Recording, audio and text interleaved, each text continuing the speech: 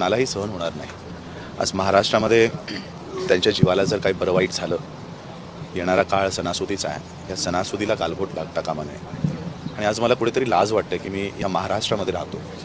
आज एवढा मोठा मराठा समुदाय त्यांचं प्रतिनिधित्वाची मागणी करतोय।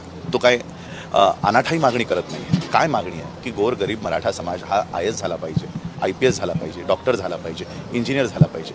याने महाराष्ट्राचीच प्रगती होणार आहे ना। काय हे या देशात यांना प्रतिनिधित्व मिळाल्यानंतर काय दुसऱ्या देशाची सेवा करायला जाणार आहेत? नाही ना। महाराष्ट्राचीच सेवा करण्यासाठी त्याच्यामध्ये आमचं प्रतिनिधित्व असावं। त्या 100 लोकांमध्ये आमचाही एक IAS व्हावा, आमचाही एक जज व्हावा, आमचेही लोक खरे सच्चे प्रतिनिधी आम्हाला त्या विधानसभेतही बघायचे। ही महाराष्ट्राच्या दृष्टीने एवढी चांगली मागणी एक बांधव आमचा धरून घेतोय। महाराष्ट्राने एका रात्रीत त्याने एअरपोर्ट द्यायचे असतील, रेल्वे द्यायचे असतील, कसलेही टेंडर न काढता त्यांनी अडाणीने अंबानीला दिलेले आहेत। एवढे मोठे मोठे निर्णय घेतलेत आणि एक मराठा समुदायाला आरक्षण मिळवण्यासाठी वर्ष झालंय तरी ते कितपत ठेवलेलं आहे।